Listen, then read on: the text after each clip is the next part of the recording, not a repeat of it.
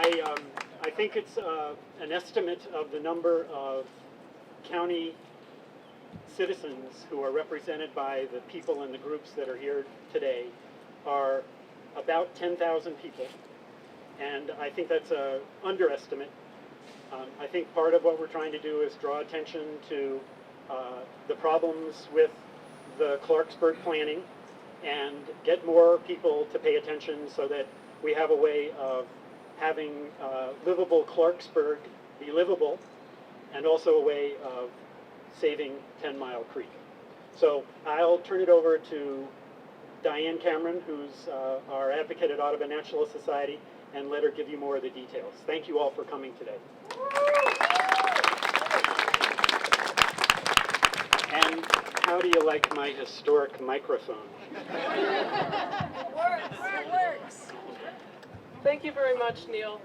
My name is Diane Cameron. I am the Conservation Director, working with Neil and many of you at Audubon Naturalist Society, and I work with all of you to protect Montgomery County's last best creek, 10 Mile Creek.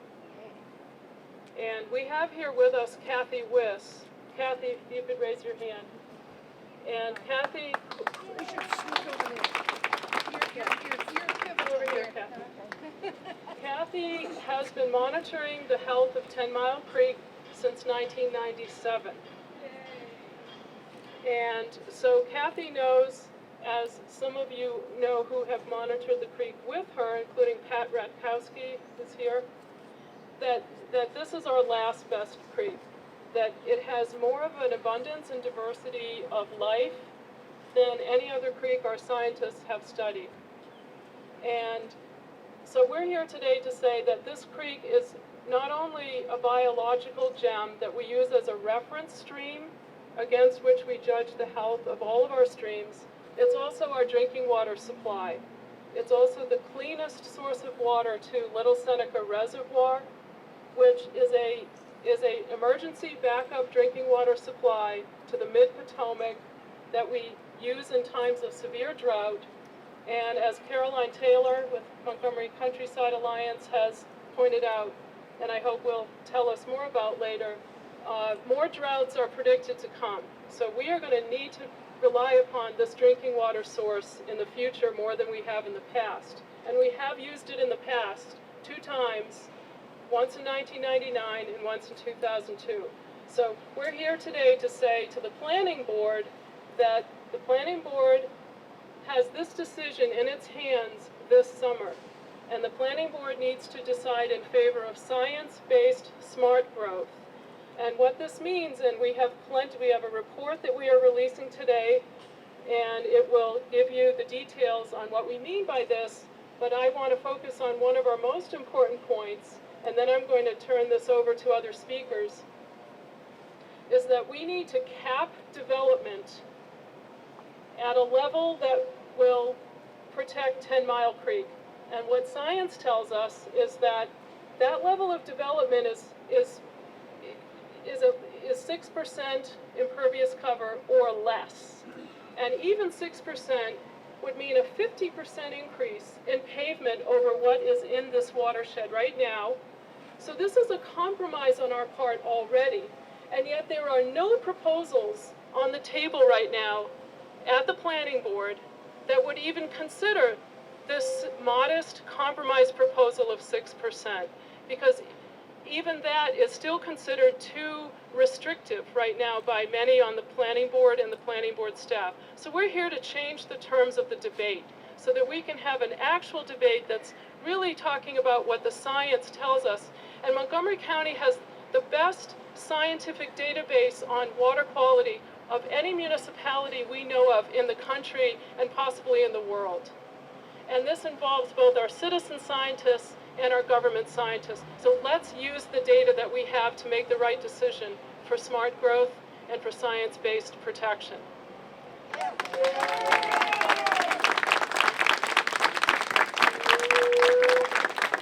And so next up, we do have here Councilmember Mark Elridge, and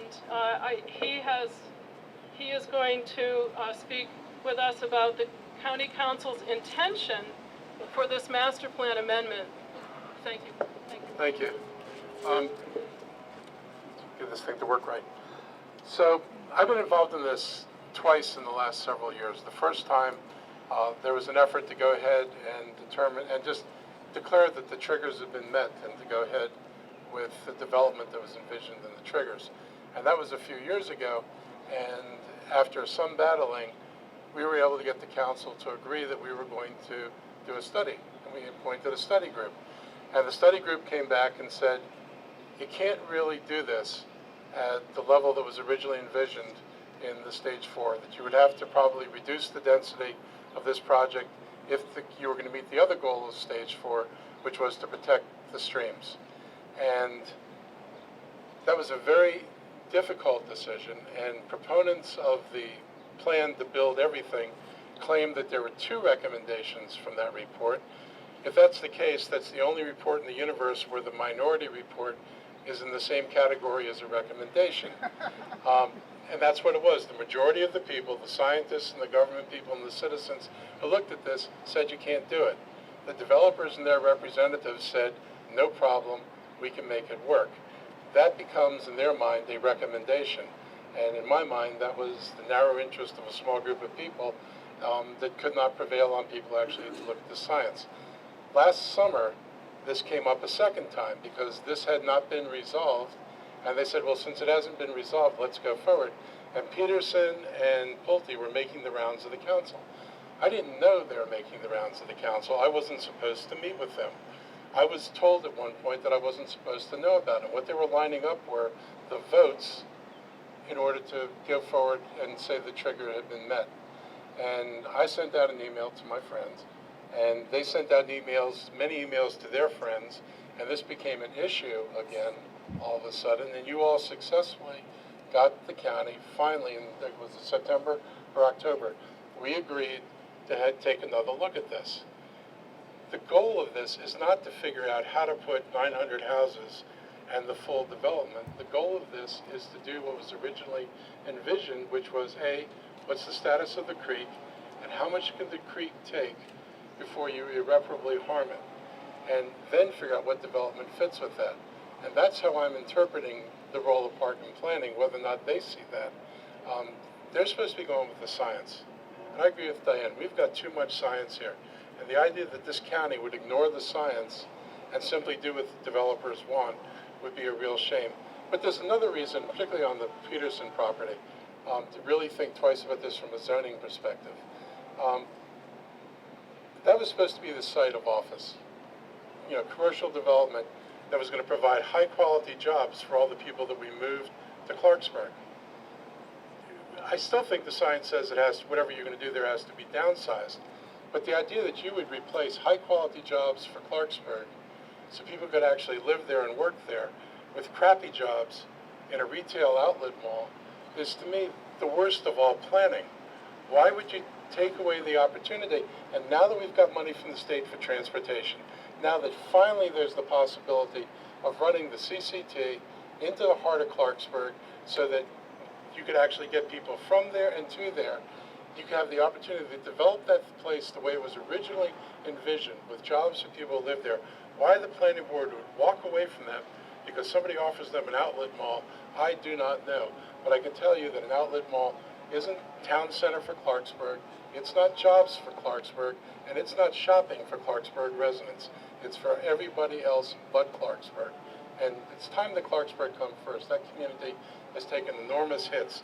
It doesn't need to lose a job site altogether just because Pulte, or not Pulte, but Peterson wants to put in an outlet mall. So I'm trying to help. I encourage you all to, be outspoken, be loud, and reach out to your other neighbors, because this is, to my mind, really fundamental. So thank you.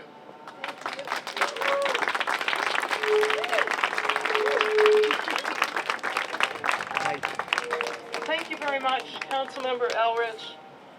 And we have a long list of speakers, so we are, I'm going to move quickly through this list, and I ask people to speak from the heart and from your knowledge and your experience about why we need to protect 10 Mile Creek and what we need to do to provide for the needs of Clarksburg, as Councilmember Elrich just spoke to. And next I have Andy Fellows is with us today. He is the Chesapeake Regional Coordinator for Clean Water Action. And he also, thank you. And he's also the mayor of College Park.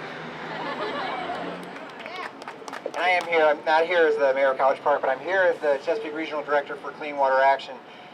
Clean Water Action celebrated its 40th anniversary last year with also the 40th anniversary of the Clean Water Act, a federal law that's a partnership with states across the country to protect and restore the waters of the United States.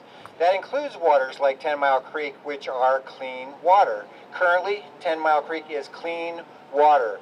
And if this proposed build-out of Clarksburg, from the existing build-out to a horribly planned outgrowth development, it will not be clean water. 10 Mile Creek will be degraded, it will be impaired, it will be not the water that we want as a drinking water supply. One of the things that Clean Water Action has promoted throughout the country is the fact that we use science as a basis for making our planning decisions. We helped, with Audubon Natural Society, we helped create the Coalition for Smarter Growth to do smart planning decisions for local jurisdictions in the Washington metropolitan area to protect our drinking water, to protect our natural resources like 10 Mile Creek, and to build out and create jobs and build density in existing areas and where transit-oriented development can happen. This planned, phased-out development makes no sense. It doesn't serve the people of Clarksburg, it doesn't serve the people of Montgomery County, and frankly, it's a U-turn on a lot of the really smart growth decisions that Montgomery County has made over the past years. So Clean Water Action is very proud to be part of this coalition. We've got thousands of members in Montgomery County that are going to be engaged, that are already engaged, and we're going to win on this. So we really are happy to be a part of the coalition, and thanks for letting us speak today.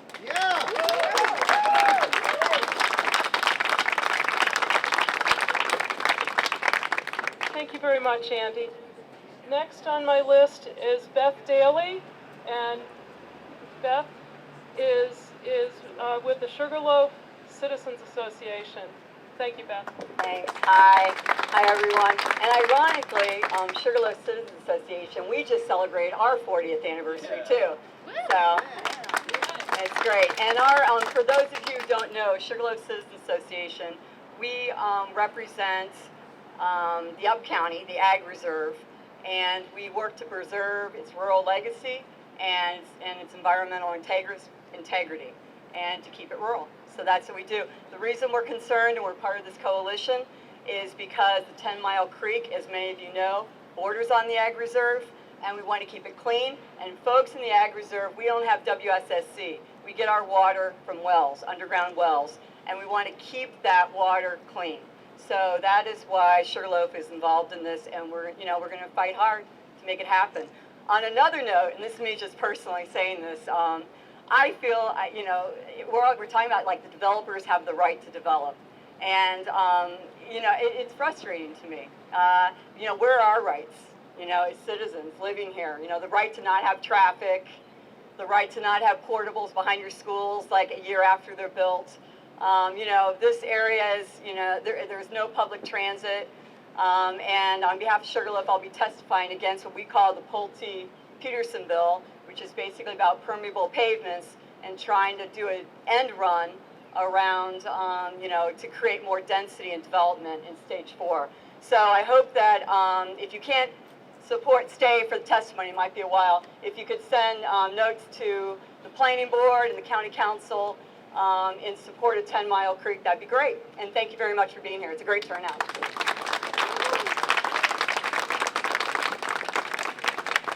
Thank you so much, Beth. And next on our list is Caroline Taylor. Caroline is the Executive Director of Montgomery Countryside Alliance. Thank you, Beth. Thank you, Diane. Open up, blast your ears out. Can you hear me? But not too loud. Closer. Closer? Yes. Mercy. Thank you, Diane. People are asking me, why am I holding a bunch of carrots? And I'll tell you, since the beginning of this fracas back last year, there's been a lot of arm waving and recently some saber rattling on the part of several of the developers. I figured I'd wave carrots. I haven't gotten the memo, maybe you have, but we haven't stopped eating, And we certainly haven't stopped drinking clean water. And that's why we're here today. There have been several public meetings on this issue, one held by Park and Planning last November.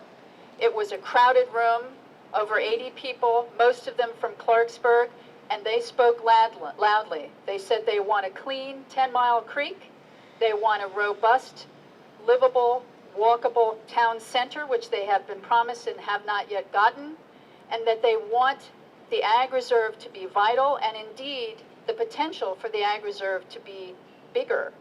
And that's our suggestion. It's an obvious solution to the problem here, and that is to take this, what looks like a finger that juts into the ag reserve, and put it into the ag reserve. Make the property owner whole through legacy open space, make it a priority area for a building lot termination program, keep the land in sound, good land practices, keep the creek clean, feed the people. And that is what we believe, and would like to work with Park and Planning staff to make that happen. There was another meeting, the Livable Clarksburg meeting, over 225 people. They spoke loudly as well, the same theme. Are you listening? No. So we're going to wave our carrots, and we're going to realize now that if we don't protect our water, we've got troubles ahead. The last thing I'll tell you is that the Interstate Commission on the Potomac River Basin recently released a very sobering report.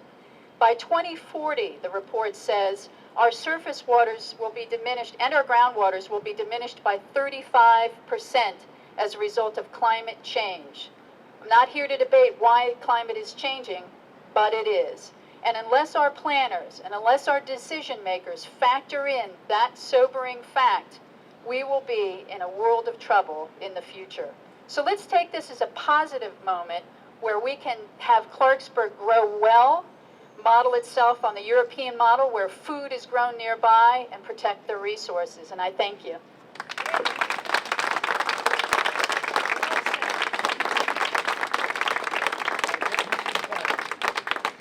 Thank you, Caroline. Next, I want to briefly mention that we have a number of board members here who are with on the Audubon Naturalist Society board, including our board president, Kathy Rushing.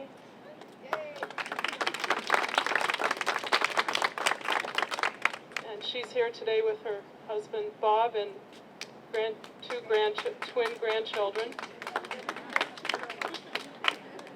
We also have here Kathy Westra.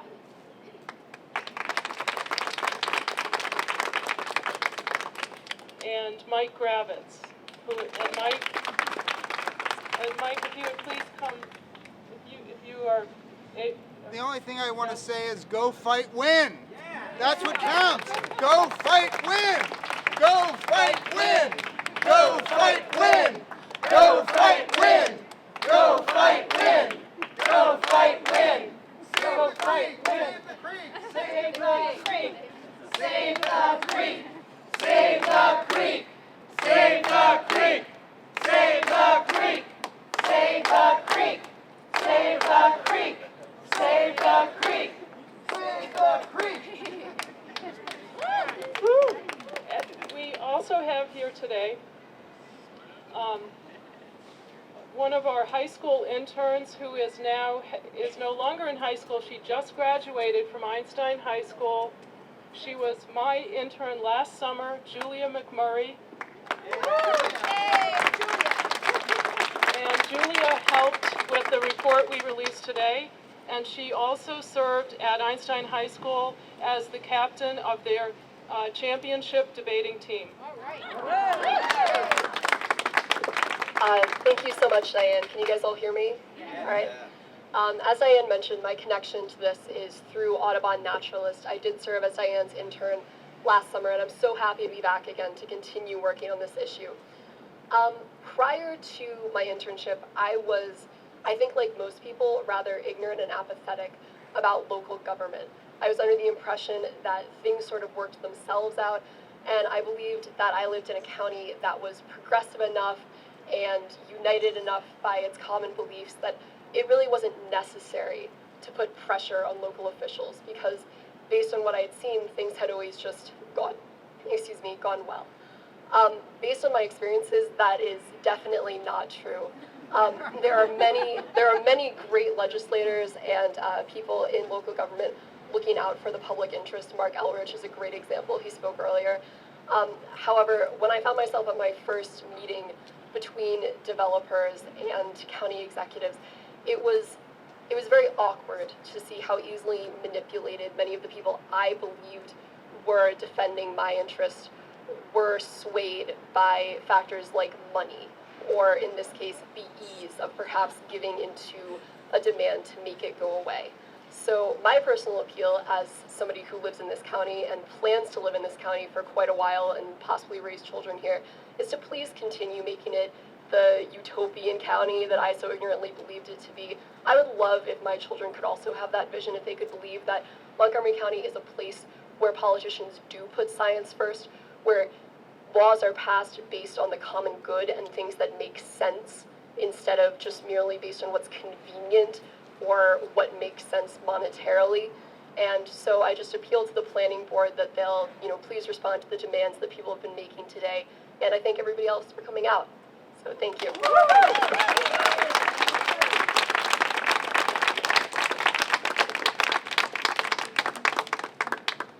Thank you very much, Julia. And next on my list, I have three women whom it's been my privilege to work with over many years. Ginny Barnes, with who I among other roles, I view her as a co-founder with Neil Fitzpatrick and Randy Slovic of our county's water quality monitoring program. Yeah, thank you, Ginny.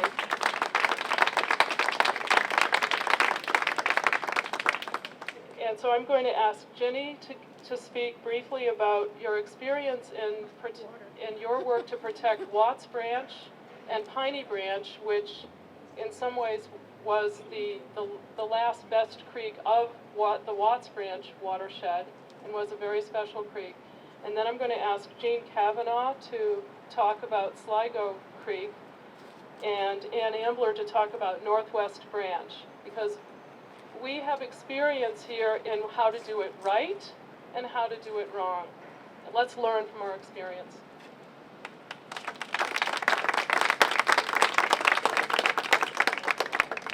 Thank you.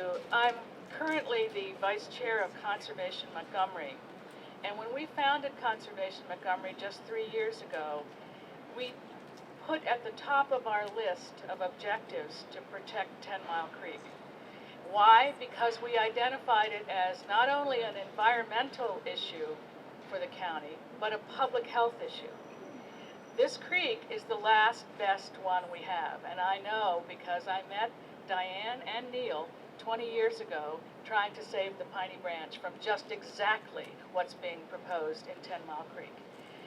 We didn't win, but what we got out of it was the concept of special protection areas, which, by the way, should be called special development areas.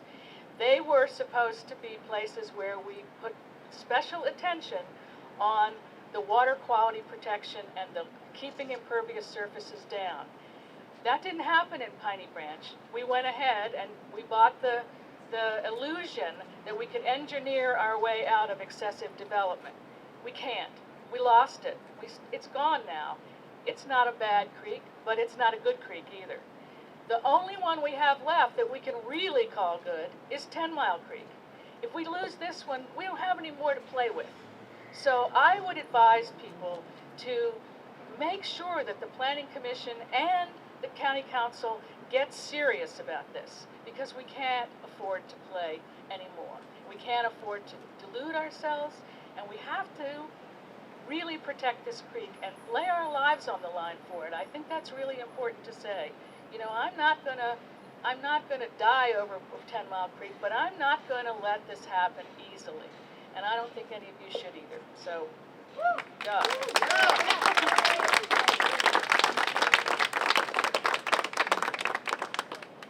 Thank you very much, Ginny.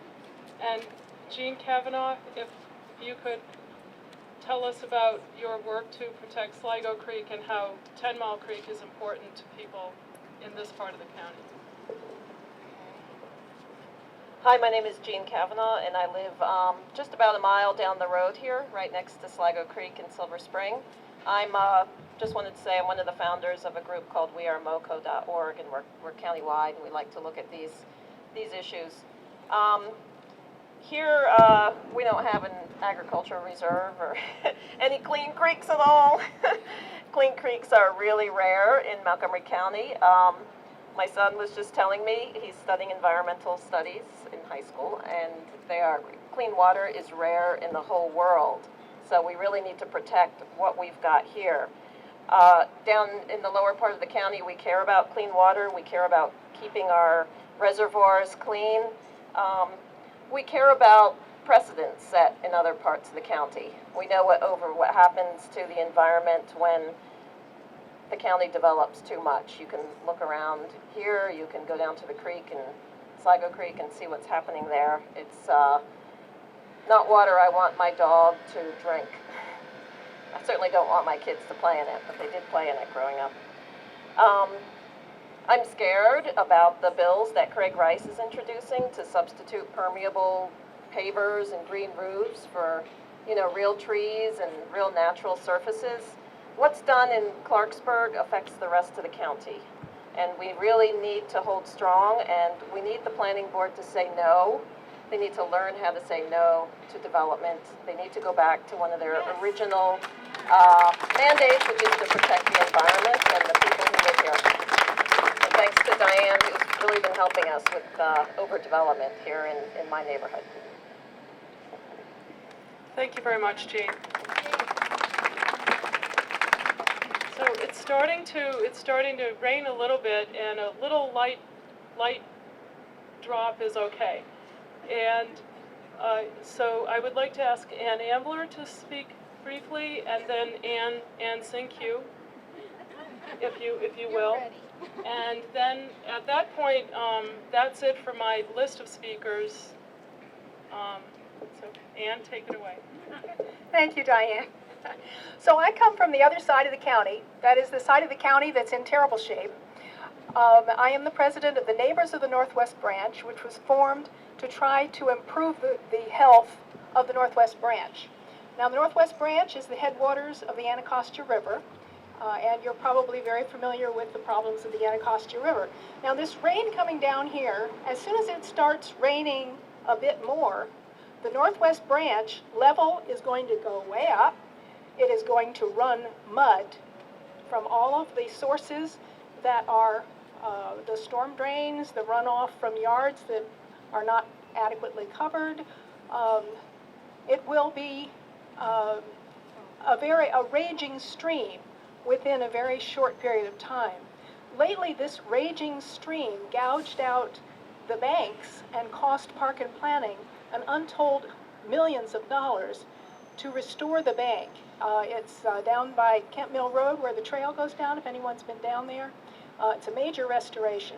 In addition, WSSC is obliged to spend about roughly $1 billion to fix up the exposed sewer pipes up and down the tributaries to the Northwest Branch. The reason these sewer pipes are exposed is that the water runs down from all the pavement and the rooftops and has gouged out the tributaries and exposed the sewer lines. It's pretty obvious what happens when you put too much development into a watershed. Now, at one time, if you can believe it, drinking water was obtained from the Northwest Branch. The WSSC facility was down there at Colesville Road. Look at it now, and you cannot imagine that anyone could possibly have drunk water out of this stream. We love it dearly, but its quality is not great. Technically, it is sometimes good, sometimes fair for macroinvertebrates. But you just look at it and you know you do not want to drink that water. There is no point in taking the last best stream that we have in the county and turning it into something like the Northwest Branch. It is just total insanity. So I urge you to do what you've been told to do here and fight tooth and nail to save this creek. And I thank Diane for all her hard work and everyone else. And thank you, Mark, for your efforts.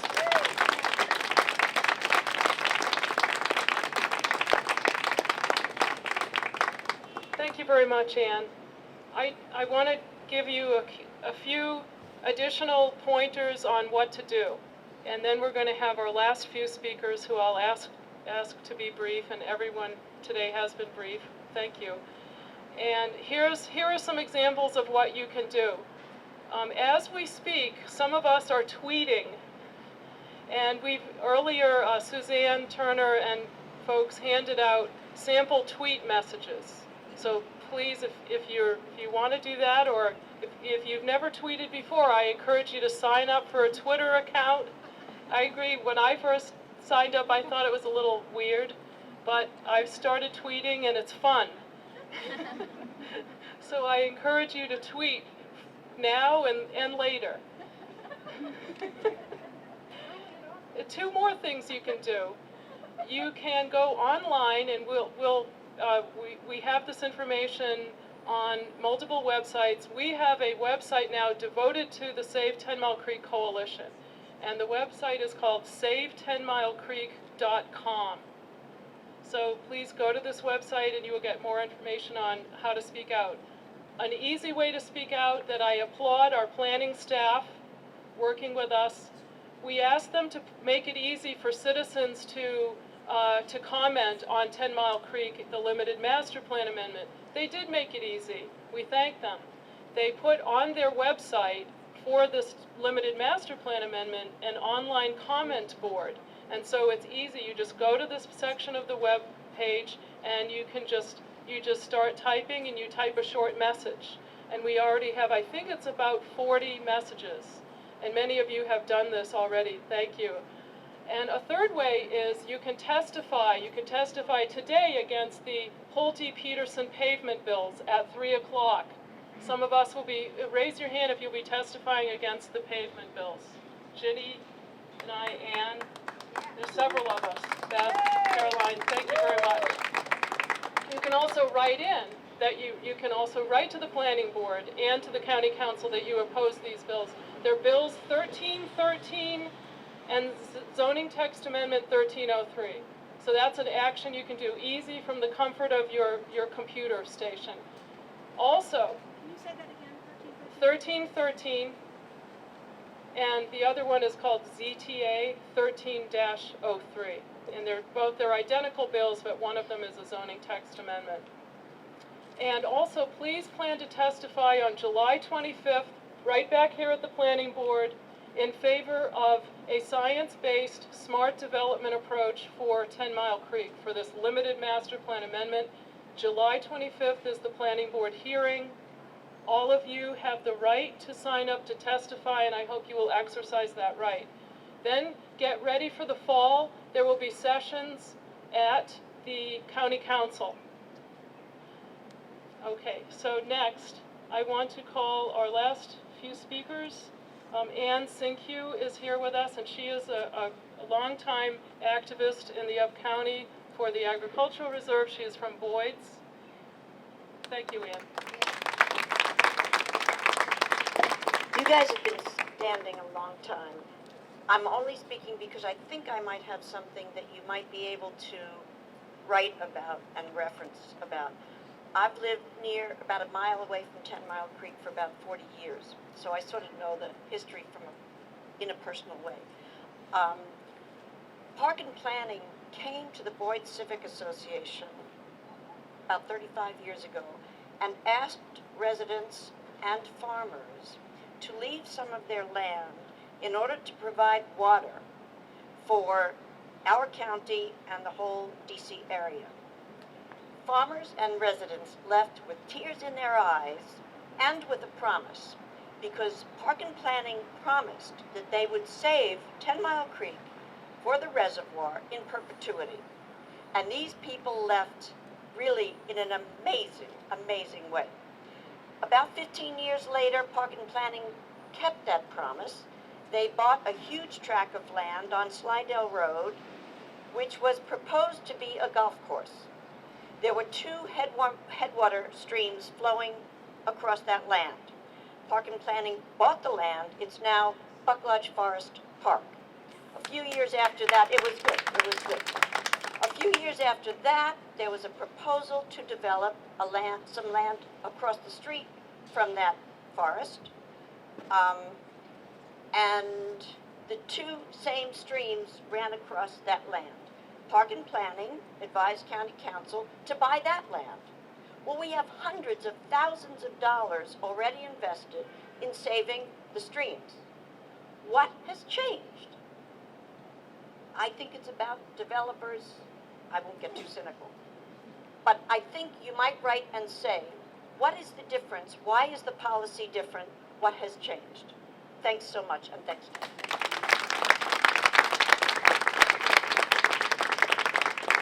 Thank you very much, Ann. And I have Kathy Wiss next to me, and Kathy Wiss is fundamental to this fight for 10 Mile Creek, and she is going to close out our session of speakers today. Thank you, Kathy.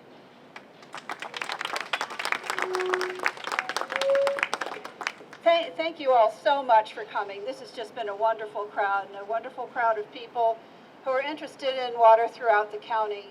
The Audubon Naturalist Society monitors at 25 locations in the area. We monitor on a lot of the streams that people have talked about: Northwest Branch, Sligo Creek, Watts Branch.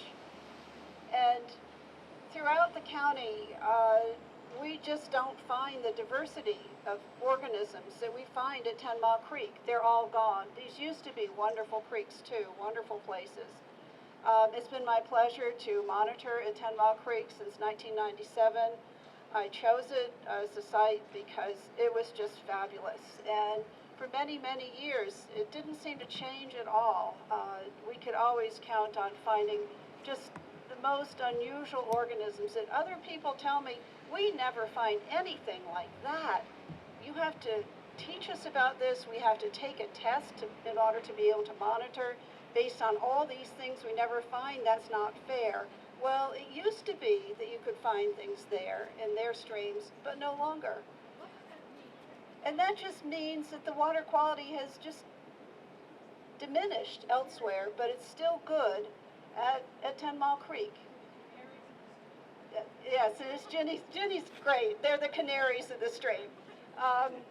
We don't have too many canaries. We have great bird life there too, because it's all part of one great ecosystem, which of course would be lost if you develop it the way the developers are envisioning. 10 Mile Creek is sensitive in a couple of other ways. One is it has sort of fractured rock that we don't find elsewhere. It's an interesting geological formation there. And that has an effect on the groundwater. It also is very, very steeply sloped, and that means that when rain falls on it, the rain runs off faster just naturally. If you're in a really flat area, just think a table, you spill water on the table, it'll sort of spread out, but it won't just rush down as if you had something sloped 25% or even 45%. So that actually you have to be very, very careful how you develop in 10 Mile Creek. I've been looking at rain patterns there recently, and it's just very, very interesting. The type of rain you have makes a difference, how much rain makes a difference, but actually even relatively small storms, one that are not considered a one-year storm by the state of Maryland, can cause huge floods. And these floods have been happening far more frequently in the last couple of years. The property owner where we monitor said that he didn't really have that many floods. Sure, we had a couple of hurricanes, they reached the top of the bank, but now we're having floods that flood his entire pasture 4 or 5 feet several times a year. Now, I don't know whether this is climate change, but I have a strong hunch it's because in the last few years, some subdivisions were completed in the upper parts of the watershed that are in the first stage of Clarksburg, and what's really the town center. And water runs directly off of those properties down the street and funnels immediately into the creek. And so we're seeing huge effects right now. And if we start adding a lot more development, there's not going to be a creek. There's going to be an enormous amount of mud flowing into that lake. I understand it cost a few $1 million to dredge Lake Needwood last year. Imagine having to dredge Little Seneca Lake, our backup water supply, just because we've allowed people to develop and force all of that sediment down into our lake. It's very, very costly. In fact, so far, the park had to repair a footpath after one 2-inch rain in February of 2012. That wasn't even a one-year storm. So there's a lot at stake here, and it's really serious. And in fact, the costs to the community and to the county and to all of us will be much higher if we allow the amount of development that's been proposed. So thank you all very much for coming.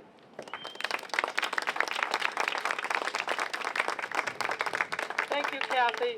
Well, we have numbers of people. We are growing every day. We have about 12 organizations are members of the Save 10 Mile Creek Coalition, and we're adding organizational members at the rate of 2 a day. So let's keep the momentum going, and let's fight, and we will win. Thank you.